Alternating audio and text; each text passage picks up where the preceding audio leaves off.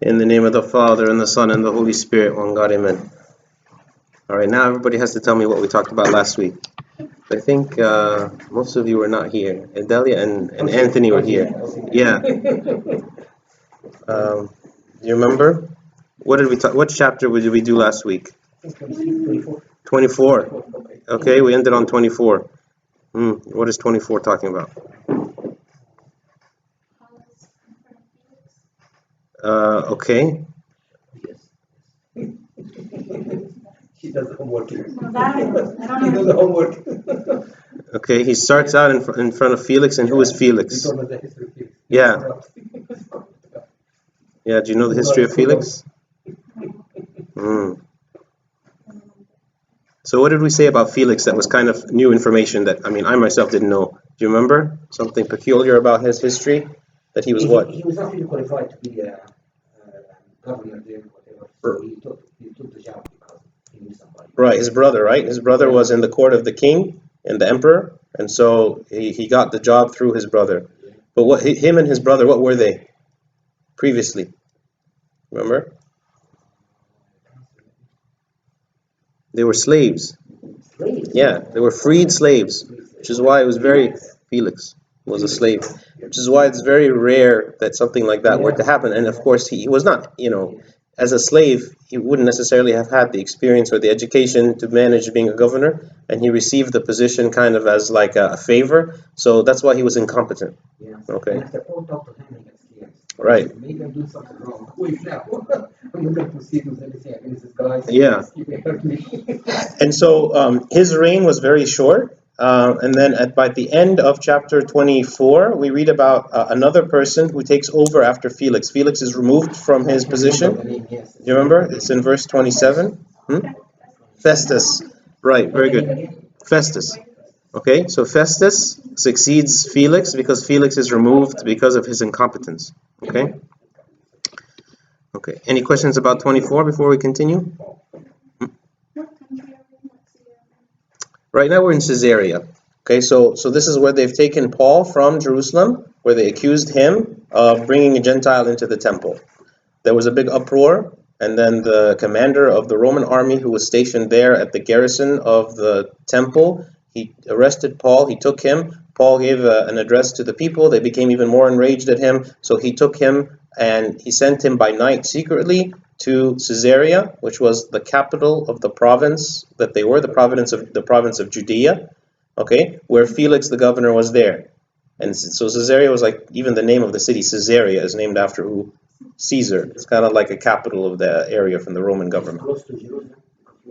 Yeah, it was. I think we've said it was about 50 miles or something far. And so they took him there, and now he is there imprisoned in Caesarea. First under Felix, he was left there after the initial trial. When he first arrived there, those who were accusing him, like the high priest and everything, they came and they had a lawyer. What was the lawyer's name? Remember? His name was Tertullus. Okay, Tertullus came and he essentially, an orator. An orator is like the lawyer. Okay, see.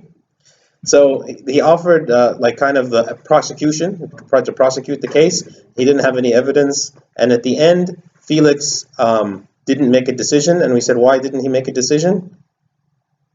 Because he was. Yeah, he was scared.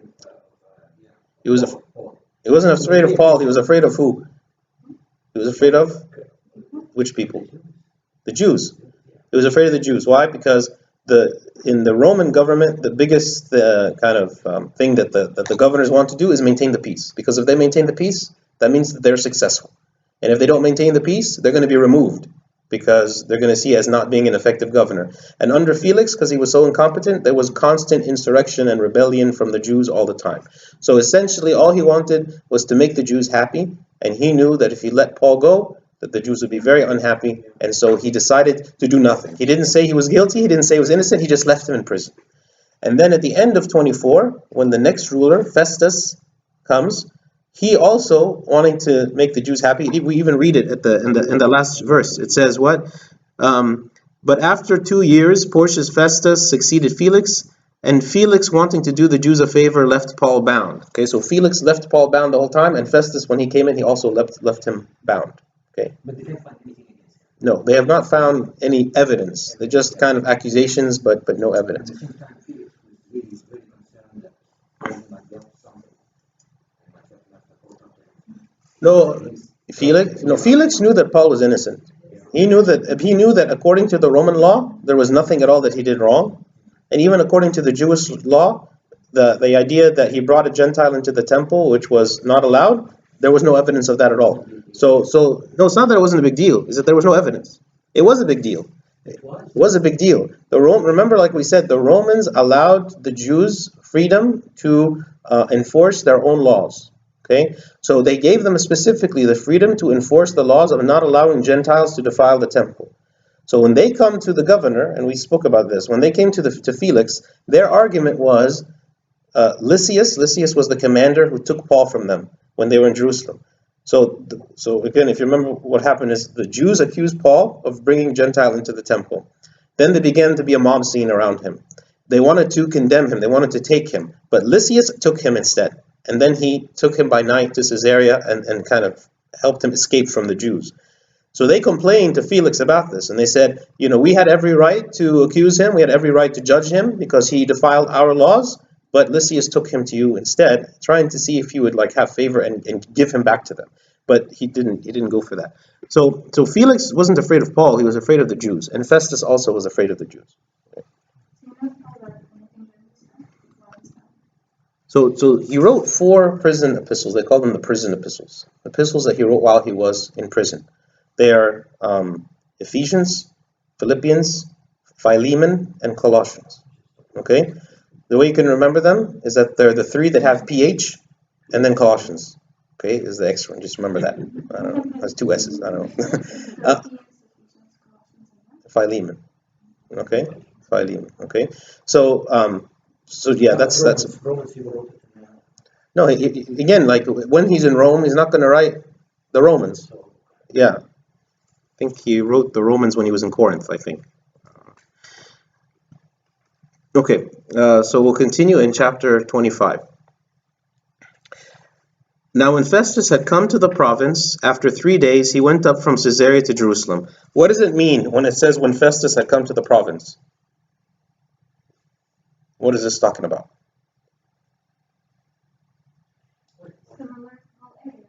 Yeah, but what does it mean he had come to the province? So remember, what just happened in the last verse? He took over. So this is the beginning of his administration, right? This is like Trump going to the White House for the first time. Okay, yeah. So he's saying Festus has come to the province, and then the very first thing he did after 3 days, he went up from Caesarea to Jerusalem. Okay, why would he do that? Why would he go right away to Jerusalem?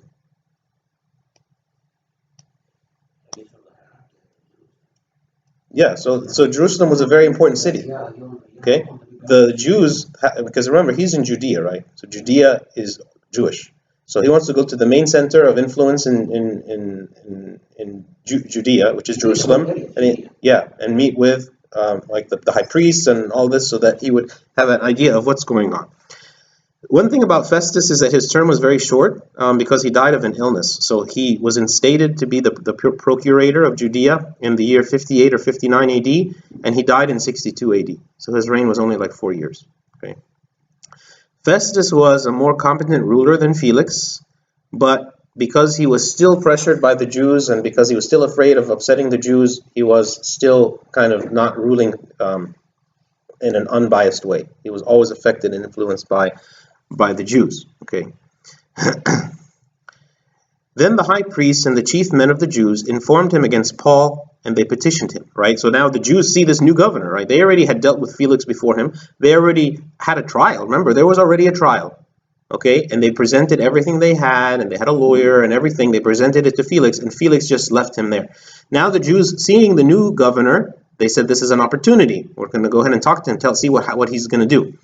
Asking a favor against him that he would summon him to Jerusalem while they lay in ambush along the road to kill him. Okay, yeah. So they're again having this plot, the same plot that they wanted to do before, where there were 40 people had taken a vow that they would not eat or drink unless they had killed him. They wanted to call. They wanted to tell the commander at the time when Paul was in his custody, bring him to us, and then they were waiting to kill him, but it never happened. Instead, he took him to Caesarea. But Festus answered that Paul should be kept at Caesarea and that he himself was going there shortly. Okay, so Festus did not consent to this. Okay, he said that's not the. Remember, the Romans were very much sticklers of law. So even though there might have been corruption, but they did things according to the book. And according to the book, he should stay there. And it was also very common that whenever a new administration came in, they wanted to deal with all of the kind of the leftover prisoners or the leftover cases, the things that had not been resolved from the previous administration. Okay. Therefore he said, let those who have authority among you go down with me and accuse this man to see if there's any fault in him. Okay, what is the problem with this? Okay, but what else? Come on, this is a lawyer thing.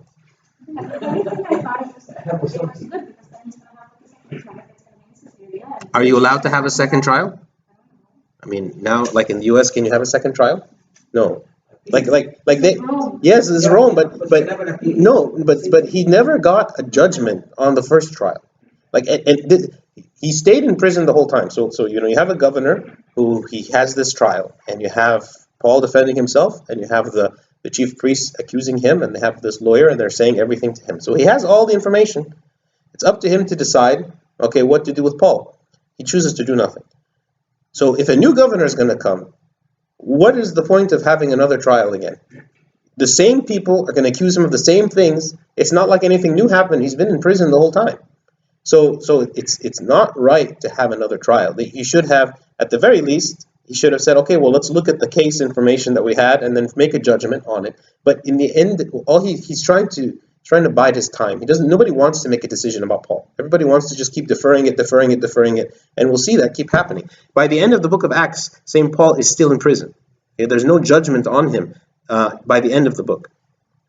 But he said people, so only his concern the big guys. No, I mean the people with authority are the chief priests. They're the ones that are going to. But that's because they're the ones who accused him. So I mean the chief priests are the ones that accused him. So he's saying, get the people who accused him, the people who have a complaint against him, and bring him to Caesarea so we can have another trial again. Okay. And when he had remained among them for more than 10 days, he went to Caesarea. So Festus stayed in Jerusalem for 10 days, and then he went back to Caesarea.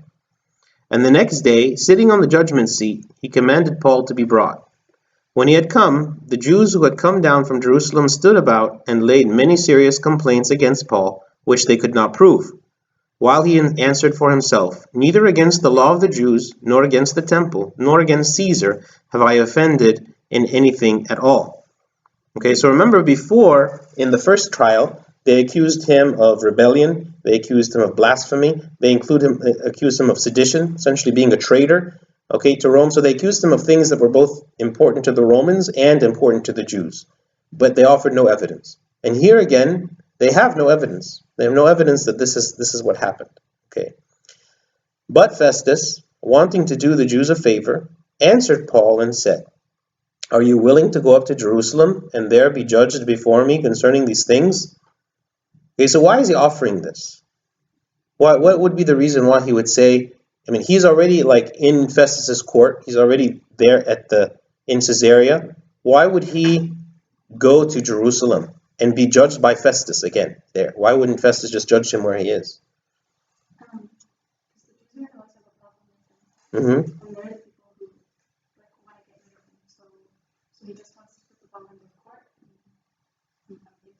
But I mean, if he would send him to go and be tried by the Sanhedrin, like a Jewish court, that would be one thing, because the Jews are going to condemn him immediately. No, he's saying you're going to be judged by me, before me concerning these things. So essentially saying we're going to have a change of venue. Yeah, we're going to have a change of venue and go to Jerusalem. Why would he do that?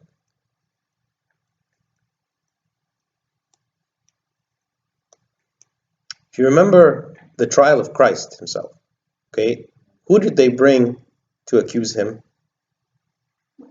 False witnesses. And there was a bunch of them there, right? Yeah. Because there's no evidence in asking, like, they came up with witnesses in Christ's trial, like, why aren't they doing the same? So if they go to Jerusalem, now they're going to have plenty of people where they can just pay the money or whatever and say, hey, come and appear at this trial. And They enter the same. I mean, you technically could, but it's a little different. So, I mean, I don't know. You technically could, but the idea of being in Jerusalem, it's like an antagonistic place. It's a much harder for Paul to defend himself when he's in Jerusalem. He's going to have a bunch more accusations, right? Many more accusers there. Okay. Also, St. Paul has already been tried in front of the Sanhedrin. That was done earlier when Lysias, the commander, had sent him there to get more information as to why he was accused. Okay. So Paul said, I stand at Caesar's judgment seat, where I ought to be judged. To the Jews I have done no wrong, as you very well know. For if I am an offender, or have committed anything deserving of death, I do not object to dying. But if there is nothing in these things of which these men accuse me, no one can deliver me to them. I appeal to Caesar. Okay.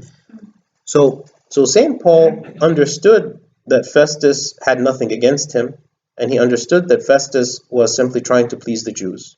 So he said, all Festus wants to do is find some way to deliver me to the Jews in one way or the other. And he's trying to find an excuse to do so. So he knew that he would never get justice there. So essentially he said, I will appeal my case to Caesar. Okay.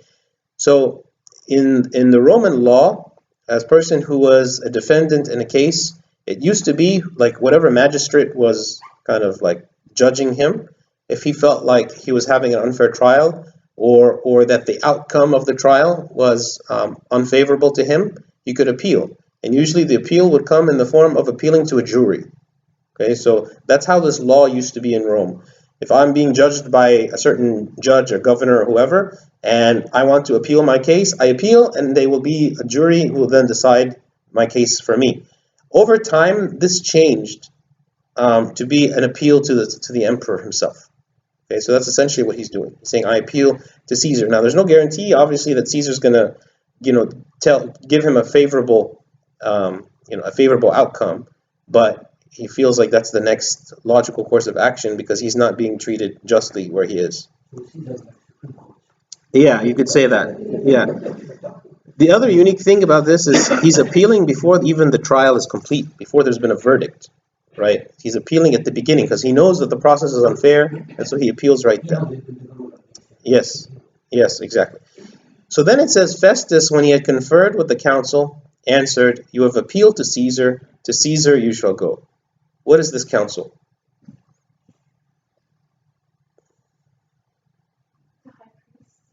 Mm-mm. No, it wasn't the Jews.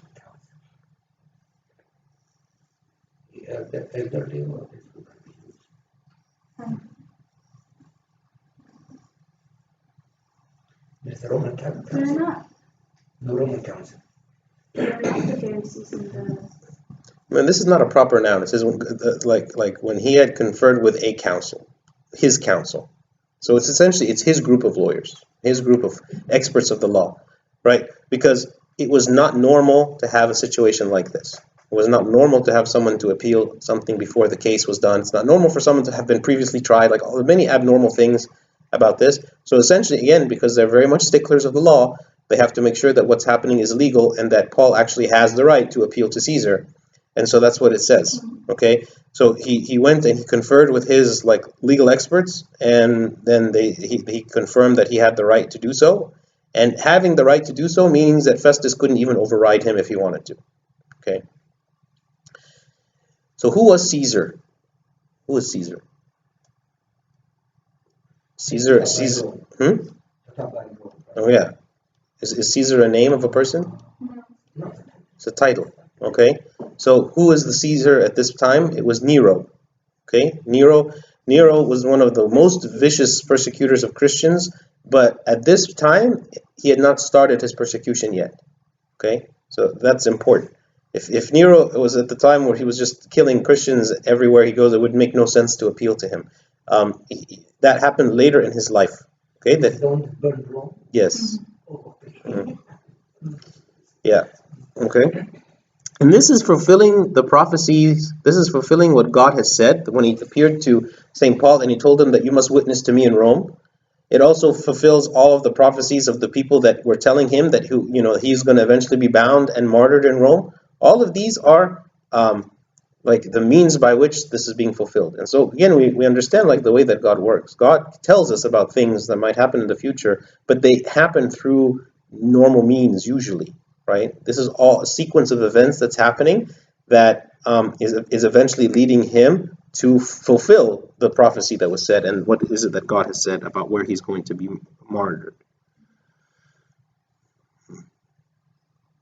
So St. Paul knows that when he goes there, he's going to be martyred. He knows he's going to give his final witness there. And this is something that's completely acceptable to him. Like he's ready to do so. Okay, then it says, and after some days, King Agrippa and Bernice came to Caesarea to greet Festus. Okay, who is King Agrippa?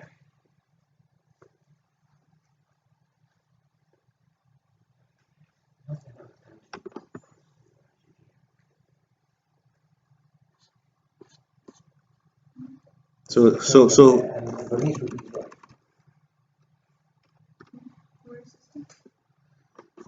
what do you think?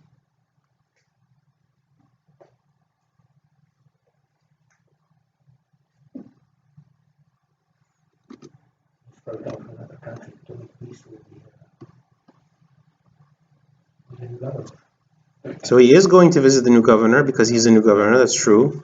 Okay.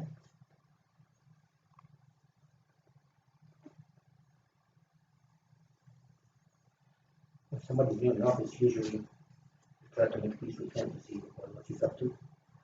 Okay, so King Agrippa, he is one of the Herod family.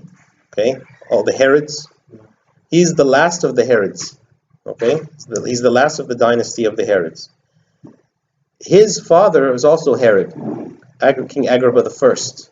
Okay, Bernice is his sister, but he was in an incestuous relationship with her, so she was also his wife. Okay, so at this time, the way it worked, so the emperor was the emperor of all of the Roman Empire, obviously, and that included all of Judea, all of the Jews. Yeah, Emperor Nero, Caesar, right? No, Augustus is a different emperor. Yeah, he's a different person.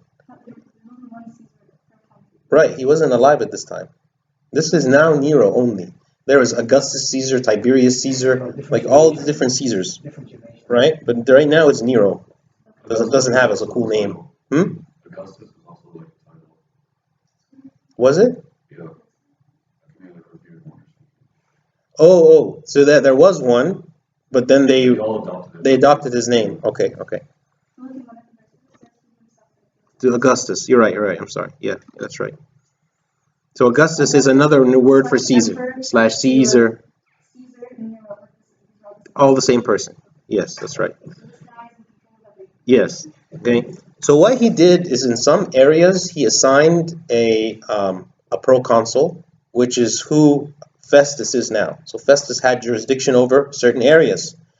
But out of his, again, because they're trying to be nice to the Jews and so on, they have Jewish kings to be kings over certain areas as well. Kind of like separate jurisdictions. Okay, can you imagine that? It's like the emperor breaks down his kingdom into little areas. He decides that for some, he wants to make them provinces of Rome, where there's a direct Roman governor. Okay, and that's what Judea is, and that's where Festus is the governor of. There's other neighboring areas that are not in that province, and that actually Caesar chooses a king from among the Jews to be the king of that area. So when we think about Herod is a king, King Herod, right? Who is he? He is a king of the Jews. Okay. The other interesting thing about the kings that were chosen by the emperor, they were the ones who got to choose who the high priest is. Okay. So that's why King Herod is called the king of the Jews, because he is the one who selects the high priest. Okay. So these are like neighboring regions. Okay, it's not like a foreign land or something. This is a person who very close by in the vicinity, okay? But it's more of like a political arrangement. We're going to have some areas directly under us. We're going to have some areas that are under the Jewish kings, and this makes the Jews happy, makes them feel like they have authority. But in practice, most of these Jewish kings were over Gentile areas, so they weren't actually governing their own people, but they would choose the high priests, and that was an important thing. Okay. But the whole like Carving is under the Roman Empire. Everything is ultimately under Rome, yes, yeah, but this is more just like a way of doing the. There could be a governor, could be a king. Yes, yeah, but ultimately, if the emperor didn't want King Herod there, he would be gone because he's under the emperor. Yeah.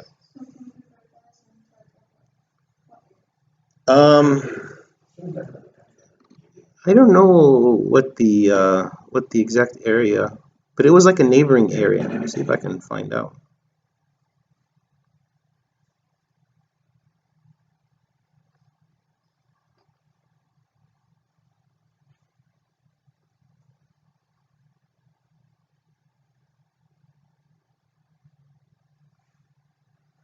The cities of Tiberias and Tarichae in Galilee, and 14 villages near it. Northern area. Yeah, nearby. Okay. Oh yeah, I even had it here. King Agrippa had authority of villages near the Sea of Galilee. Okay, and Bernice, like we said, is his sister. So, but he had an incestuous relationship with her. When they had been there for many days, Festus laid Paul's case before the king, saying, "There is a certain man left a prisoner by Felix, about whom the chief priests and the elders of the Jews informed me when I was in Jerusalem, asking for a judgment against him." Okay, so because Agrippa was a Jew, he would have more insight into the Jews, have more insight into, who Paul is, his history, and what he's doing, and so on. So he decided to speak to King Agrippa, who's coming to visit Festus, about Paul.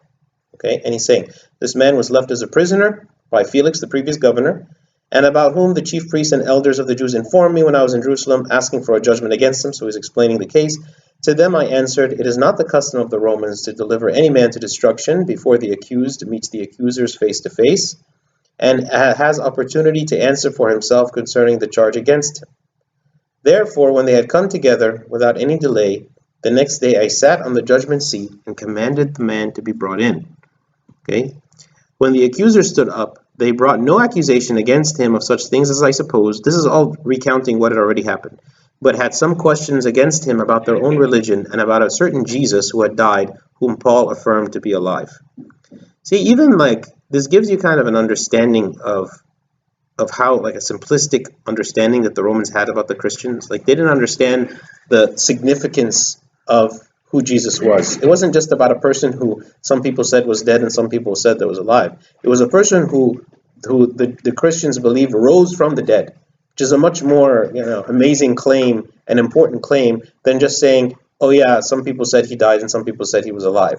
Okay, they don't understand, and that was the problem with the Romans, is they never understood the Jews and they never understood the Christians. They always tried to see them through like the lens of their own understanding and their own religion and their own culture and their own way of doing things. They never understood really why the Jews did what they did and believed what they believed.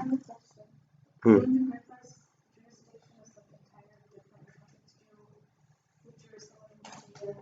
is he not speaking to him about it's not Agrippa's business? It's a king who's coming to visit, and I don't know. St. Paul was a very important, like, political prisoner. So you could say, like, he's bragging. Look at this. We have this prisoner here who is this man who was causing all this stuff. And so, I mean, kings talk. I mean, later, Paul is gonna have to give a defense before Agrippa, but I think it's none of Agrippa's business. Well, it's not. It's not. I mean, it's not like Agrippa is going to judge him in any way. It's kind of like he's just asking his opinion about him. Yeah. Yeah, over here. Okay. No, it's cool. Okay, so there will be Jewish and the Christians. So what about the Romans? What did they do? They were pagan. So they didn't believe in any. They believed in many different gods. And so they believed like, Zeus and Ares and Aphrodite. All these, have you heard of these gods? All like of mythology. Like it's like like Greek mythology and Roman mythology. Actually, that's Greek mythology. The main god in Roman mythology is Jupiter. But it's the same idea. You have all these gods that they believed in, and they offered sacrifices to them, and they raised incense to them, and they had like temples where they worshipped the different gods and so on. So that's what they believed. So they thought the Christians and the Jewish like they didn't like one or the other, just the same or? So the Jews, they had the Jews under control, and they understood kind of like the hierarchy of the Jews. You have the Pharisees and the Sadducees were like the leaders, and as long as they control of the Pharisees and the Sadducees and they made them happy, then they could maintain peace and had control over the people. When the Christianity began to come up, it started to subvert the authority of the Pharisees, right? Because now you have this group of Jews that are converting to Christianity. They're no longer following the traditional Jewish hierarchy. And so it became like a political threat. It's a threat to the Romans because they thought, like they always considered things in terms of politics. So like when the Jews went and accused Christ to Pontius Pilate, what did they say? They said that he claims to be a king. So in the idea of the Romans, they would be interpreting that as, oh, this is someone who's coming to like try to take over our territory as a king. Okay, so that's the way that they were thinking. The Jews, the Pharisees and the Sadducees, they also didn't like what Christ was doing because he was taking the people away from them and to like following him instead, and then also the apostles. So there was a lot of it from the Roman side was political. They didn't care so much about the details of the religion or anything. They just cared about the politics, about maintaining the peace and the control over that region. Yeah. But the Jews never intended to convert these people to Judaism. To the Romans? Yeah. No, there was no way that they were unclean to them. Remember, the Jews to the Jews, the Gentiles were unclean. They couldn't associate with them at all. Okay. Yeah. They're not really interested in converting. No, Jews were never interested in converting anyone at any time. They are all about, like, we are the Jewish people, we are the children of God, and God has said that all the Gentiles are unclean, so we will avoid them. Yeah. Okay. Verse 20. And because I was uncertain of such questions, I asked whether he was willing to go to Jerusalem and there be judged concerning these matters. But when Paul appealed to be reserved for the decision of Augustus, I commanded him to be kept till I could send him to Caesar. Then Agrippa said to Festus, I also would like to hear the man myself. Tomorrow, he said, you shall hear him. So he's not hearing him because he's going to make a judgment on the case or anything. He just is curious. He just wants to hear what he has to say. He sounds like an intriguing person. I want to see him. I want to meet him. Okay. Yes, it's a different region altogether. So the next day, when Agrippa and Bernice had come with great pomp and entered the auditorium, the commanders and the prominent men of the city, at Festus's command, was brought in. Okay, so when it says they come in with great pomp, it's like because they're like these visitors, this king coming to visit from another nation or another province, so they're trying to make a big deal about it, like hoopla, that this person, like these people are super important, right? Like they're coming in, they're very important people.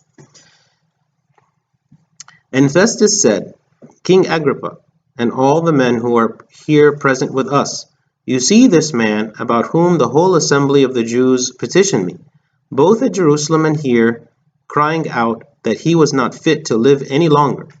But when I found out that he had committed nothing deserving of death, and that he himself had appealed to Augustus, I decided to send him.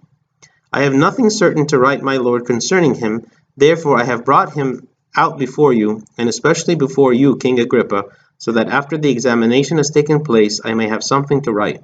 For it seems unreasonable to send a prisoner and not to specify the charges against him. Okay, so when the case is appealed, they have to send some kind of explanation, like to the emperor, saying, okay, what is his background, what is the case, why is he being appealed, and what are his accusations against him, and he has nothing to say, right? So you can tell that they're like just trying to grab for straws. They're like wanting him to say something. Maybe one of the other reasons that they always wanted to talk to him is because they wanted him to say something that they could then accuse him and say, oh yeah, he's a traitor, he's doing this and that. But Paul never does. And Paul always refocuses his message on the idea of the resurrection. As he said in the previous defense under Tertullus, under Felix, essentially he was saying, I am in every way like the Jews. I worship the same God. I have the same beliefs as them, and we even are waiting for the resurrection. Except I believe that it's now come. I believe that Jesus is the Messiah. They continue to wait for the Messiah, but I believe and that's the only difference between me and the rest of the Jews. And that's when he says, I myself am a Pharisee, the son of a Pharisee, right? So the Romans really have very little that they can accuse him of, and now they're trying to kind of get more dirt against him, if you can say. When you say, to write to my Lord here is Caesar. Yeah, Caesar is. Doesn't mean Lord. Yeah. Okay. Any questions about chapter 25? Okay. Then Agrippa said to Paul, you are permitted to speak for yourself. And actually, that's what he's been doing the whole time. He never had his own lawyer or anyone assigned to him. He was always defending himself. So Paul stretched out his hand and answered for himself. I think myself happy, King Agrippa, because today I shall answer for myself before you concerning all the things which I am accused by the Jews, especially because you are expert in all customs and questions which have to do with the Jews. Why is he an expert? Because he's Jewish. Okay. Therefore, I beg you to hear me patiently. Okay. My manner of life from my youth, which was spent from the beginning among my own nation at Jerusalem, all the Jews know. Because he was very famous. Everybody knows who he was, even before he became a Christian. All the Jews knew him because he was like working for the Jewish council, going and persecuting Christians, and everybody was happy with him. In terms of the Jews, were happy with him. They knew me from the first, if they were willing to testify, that according to the strictest sect of our religion, I lived a Pharisee. And now I stand and am judged for the hope of the promise made by God to our fathers. So realize now how he's speaking differently to him. He's speaking with an understanding that Agrippa understands where he's talking about. When even he says our fathers, he would not have said that to the Romans. Like to the Romans, it's like, what are you talking about? But to someone who is a Jew, who has an understanding of the Old Testament scriptures, he's speaking to them essentially saying, all the scriptures, I believe them. They're true and accurate. I'm not trying to override anything. But now we found the person who they were pointing to. We found the fulfillment of those prophecies in Jesus Christ. To this promise, our 12 tribes, earnestly serving God night and day, hope to attain. For this hope's sake, King Agrippa, I am accused by the Jews.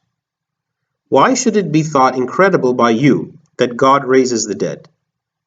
Indeed, I myself thought I must do many things contrary to the name of Jesus of Nazareth. This also I did in Jerusalem, and many of the saints I shut up in prison, having received authority from the chief priests, and when they were put to death, I cast my vote against them. So this is referring, like for instance, to the situation of like Saint Stephen and others, where he was when he was Saul. Okay, even the part where it says, why should it be thought incredible by you that God raises the dead? He's essentially saying, why would God not be able to raise the dead? Actually, when do we see examples in the Old Testament of God raising the dead?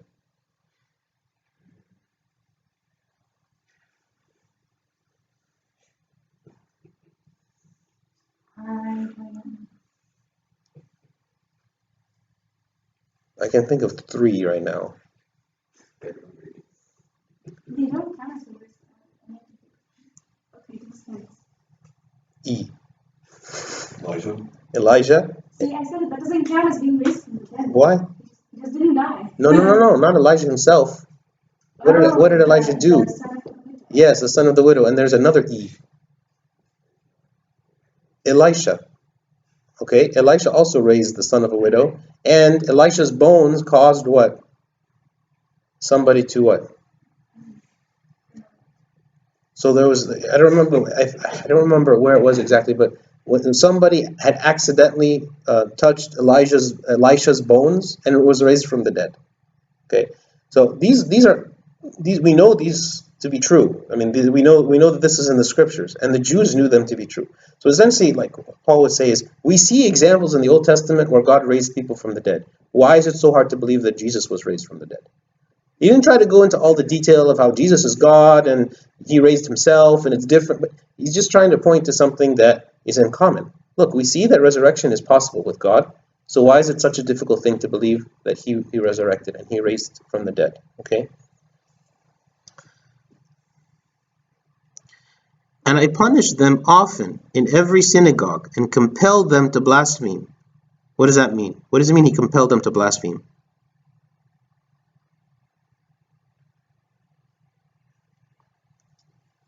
Who is them? Christians. So how would he compel them to blaspheme?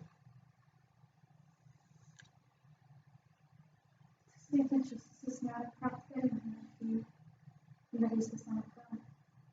And that, To say that he's not. What are you saying? would the saints do that? Hmm? Would Christians do that? I'm sure some did. Even look in the Coptic Church. In the Coptic Church, whenever the Islamic invasion happened, what were the three options that the Muslims gave the Copts? Mm-hmm. No, flee was not an option. Die. Pay taxes. Okay. So there are some. No, there was no go to prison. No. So one of the options was convert, and many people took that option, right? So essentially, this is what St. Paul is doing. He is compelling the people, he's threatening them, and says, if you do not blaspheme against Jesus Christ and can say that he is not the Son of God and essentially like undo your conversion or force anything, then they're going to be killed. Okay, so this gives us a sense that this is something that happened, right? Just as it happened in the Coptic Church. But St. Paul is not right with that. It's not in this. No, he's He have done this. yeah. He's That's saying, part of the history. yeah, he's saying this to demonstrate how Jewish he really was. Like he is so Jewish that he would kill everyone who was not Jewish. Okay, he's not like he's not someone who just kind of like doesn't care, doesn't take one day I'll believe this and the next day I'll believe this, and no, he's showing how serious he was, and so that means that whatever converted him to Christianity must have been so powerful and so real that it could not have been denied, and it's something that completely changed his perspective on life and everything. So he's using this as a means to convince Agrippa that he's not a madman and that he's doing this completely of his own will and that it makes sense of what he did. Okay? And I punished them often in every synagogue and compelled them to blaspheme, and being exceedingly enraged against them, I persecuted them even to foreign cities. So he went to foreign places. Like, he wasn't content to just persecute the Christians that were in Jerusalem or Judea or in Israel. He went even to Gentile areas and persecuted Christians wherever they were. He wanted to destroy them from the face of the earth. Yeah. While thus occupied, as I journeyed to Damascus with authority and commission from the chief priests, at midday, O king, along the road I saw a light from heaven, brighter than the sun, shining around me and those who journeyed with me. And when we had fallen to the ground, I heard a voice speaking to me and saying in the Hebrew language, Saul, Saul, why are you persecuting me? It is hard for you to kick against the goads. What is kicking against the goads? Okay. Yeah, man, this is a test. Huh? Yeah. Yeah. So it's So what does the analogy mean? What does it mean? It's hard for you to kick against the goads. The goads were used to do what? Direct the horse, like a spur. Okay. So when he's saying it's hard for you to kick against the goads, who is he like? What is the? Right. So he's essentially saying that St. Paul is the horse. Okay. And God is pushing him in a certain direction, and he's going to go in that direction whether he likes it or not. And the more he kicks, he's not going to help him. He's just going to hurt himself more. Yeah. He's saying, don't resist this. This is my will for you, and just go with it, and you're going to understand and see. So I said, who are you, Lord? And he said, I am Jesus, whom you are persecuting. But rise and stand on your feet, for I have appeared to you for this purpose, to make you a minister and a witness, both of the things which you have seen and of the things which I will yet reveal to you. And you can think of as St. Paul himself is recounting the story, he finds himself actually in the place where, where his life is getting ready to end, in prison, in Roman custody, that this is the fulfillment of what he's describing.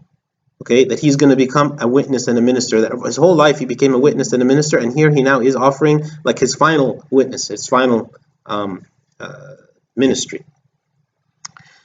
I will deliver you from the Jewish people, as well as from the Gentiles to whom I now send you, to open their eyes, in order to turn them from darkness to light, and from the power of Satan to God, that they may receive forgiveness of sins and an inheritance among those who are sanctified by my faith in me. This is one of the very powerful places where God speaks about Satan openly. Okay, and the idea that what is he saying? He's saying that he was in these Gentiles, these people who are in darkness, are in the hands of the devil. They're in the hands of Satan. Okay, and that God is transferring them, wanting to bring them from darkness into light, from the power of Satan to God. Okay. So that why they may receive forgiveness of sins. So that once we come to God, we receive the forgiveness of our sins. Not that we stop sinning, okay, but that we receive the forgiveness of sins and what? An inheritance among those who are sanctified by faith in me. So what does it mean to be sanctified by faith in God? How does this kind of speak about our spiritual life, like how we should be spending our life? What is the spiritual activity that we should be doing? Repentance, right? So we have now, like in our baptism, we are transferred from darkness into light, from the power of Satan to God, which is why even in the rite of baptism, we do what? What do we do in the rite of baptism? We renounce Satan. Okay, so essentially, we before entering the church, we renounce the devil. We say, I'm no longer going to follow him, whether knowingly or unknowingly, that I'm obeying him. And now I'm in the hands of God. But now being in the hands of God, what is the next step?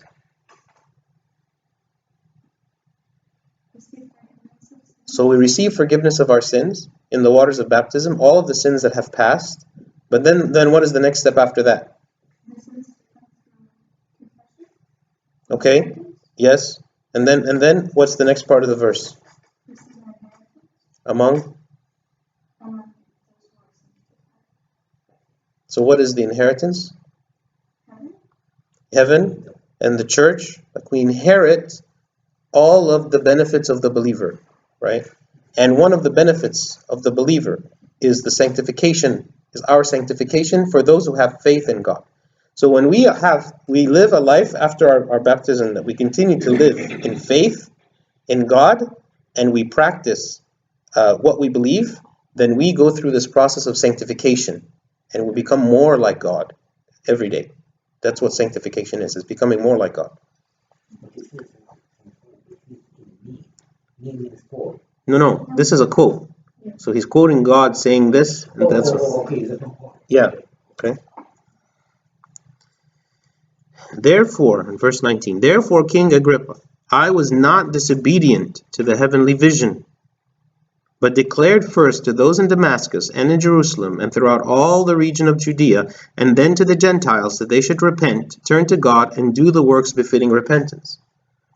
For these reasons the Jews seized me in the temple and tried to kill me. Therefore, having obtained help from God, to this day I stand, witnessing, both to small and great, saying no other things than those which the prophets and Moses said would come. That's very important. He's saying, I'm not bringing anything new. I'm not saying anything new. The same things that Moses and the prophets and the Jews believe, I'm coming and declaring them to you. I'm just coming to say that this man, Jesus, is the fulfillment of those things. And we should not be waiting for another. All of this speaking to a Jewish man, this Jewish king. No one else would have understood this other than a Jewish person. That the Christ would suffer, that he would be the first to rise from the dead and would proclaim light to the Jewish people and to the Gentiles. He's saying that Christ came for the salvation, both of our people, the Jews, and of all the Gentiles in the world. He's saying that Christ would die and rise from the dead. Christ is not the first to rise from the dead. Yeah, but this is someone to rise eternally from the dead and not die again, like a permanent resurrection. All the others arose and they died, right?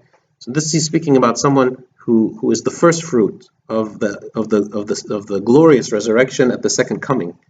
So right now, Christ in heaven, he has his glorious body, the same bodies that we will have our own glorious bodies, like at the second coming when this general resurrection happens, right? That's what he means.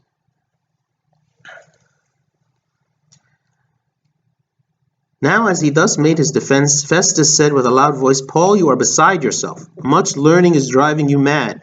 He's now crazy. All this stuff is crazy talk. But he said, "I am not mad, most noble Festus, but speak the words of truth and reason." This is very important because people like Festus back then, and like maybe atheists today, when we speak about the resurrection of the dead, when we speak of our hope in Jesus Christ, when we speak about our faith in Christianity and in God and these things, people think that it's just, there is no truth and there's no reason at all. It's complete opposite of truth and reason. It's like, and they try to find reasons why they believe that we believe what we do. And there's many reasons they can come up with. They think, okay, we're crazy.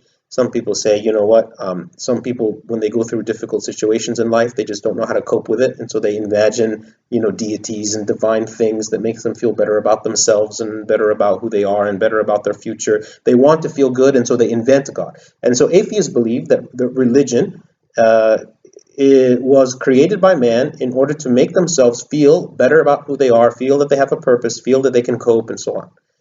And so they look at us and they see that these are people who are very irrational. They're not concerned about the truth at all. They're just concerned about feeling good, okay, and finding reasons to feel better about who we are. But here St. Paul is making it clear that everything that he's saying there is reasonable. And how do you determine if something is reasonable? You have to go and study the evidence, right?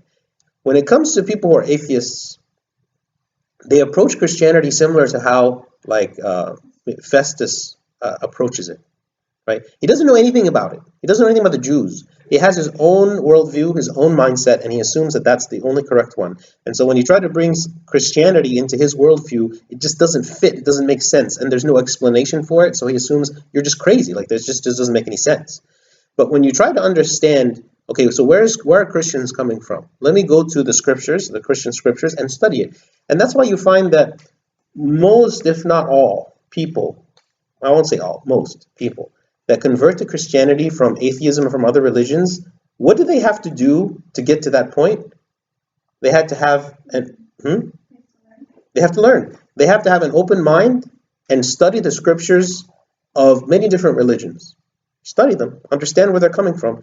Study the Quran, study the Bible, study the Vedas, study everything, and then come up to your own conclusion as to where is the truth and where is the reason. Because God is a God of truth, and he's a God of reason. He's not a God of randomness. He's not a God that's just capricious and doesn't make any sense. Everything that God has said makes sense. Now, there's some things we don't understand, but of the things that God has revealed to us enough of his way of his thought process and his framework that we can then study what he said and what he has done and then say, okay, does this really match with reality? And this is what St. Paul is saying. And again, he's speaking to a Jew. So this man, Herod, already believes all the Jewish scriptures. So someone who's already at that point should be so close. I mean, the Jews were, out of all the people in the world, the ones that should be the most likely to accept Christianity. Because it was just moving from here to here. Like it was just, oh yeah, and Jesus is the fulfillment. That's it. They didn't have to, when you go to the Gentiles, how much more difficult is it? You have to say, you believe in all these thousands of gods. There's not thousands of gods. And this is all the prophecies, all that stuff, they don't understand. So for someone like Herod, King Agrippa here, it should have been something very, very obvious.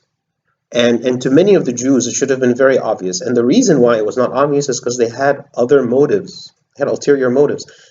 Maybe to the common Jewish man, was something easy to accept. For the Jewish person who was a sinful person, it was easy for them to accept. That's why all of the simple people, the harlots and the tax collectors and the prostitutes and these people, they were the ones who the most easily accepted Christ. But the ones who were in power, the Pharisees and the Sadducees and the tax collectors and these things, it was difficult for them because they had something to lose and they didn't want to. So instead of considering, what is the truth and what is the reason, they said, no, I don't want to consider the truth and the reason. I want to just do what makes me feel good, what's good for me. For the king before whom I also speak freely knows these things, for I am convinced that none of these things escapes his attention, since this thing was not done in a corner. What is he saying? Who is he speaking to now?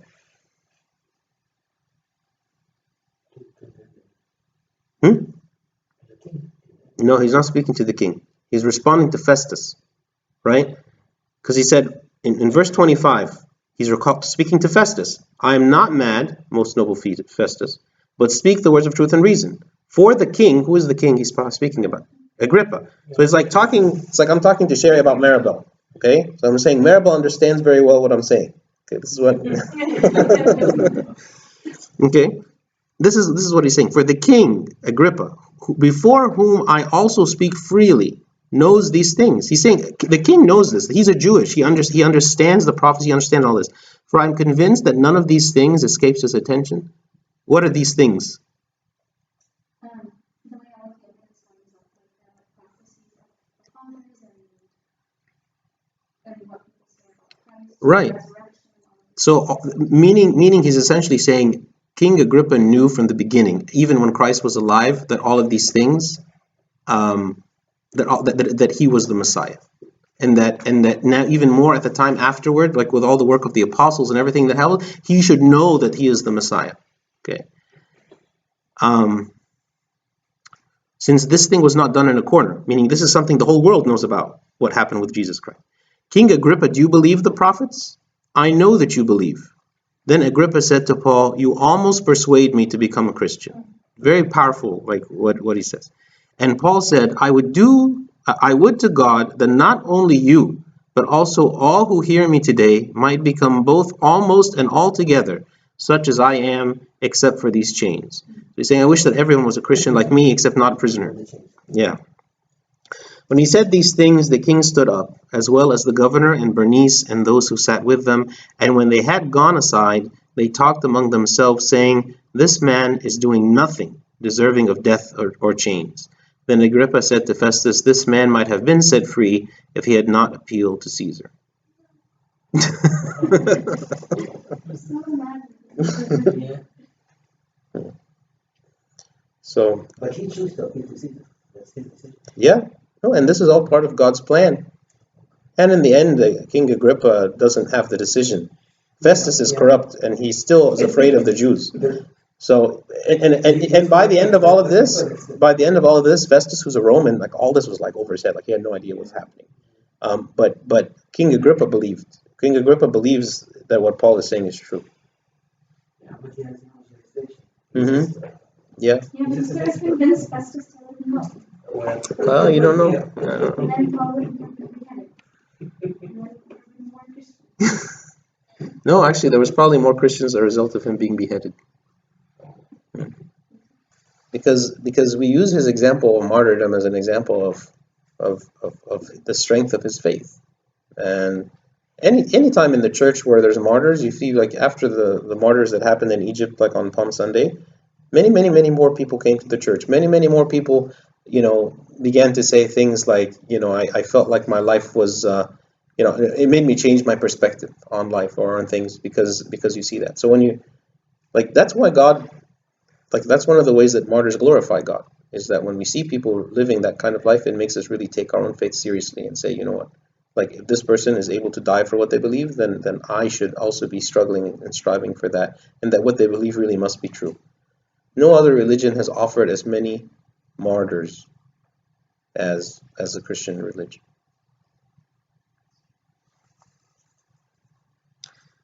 Any other questions? Okay. So next Wednesday will be our last one. 27, 28. Yeah. Yeah, most likely we'll try to finish it up next time. Then we'll start 1 Samuel. First Samuel. When they struggle in the sea. Huh? When they struggle in the sea Yeah, with the West and, in the next section, yeah. Okay. And glory be to God Paul forever. told them not to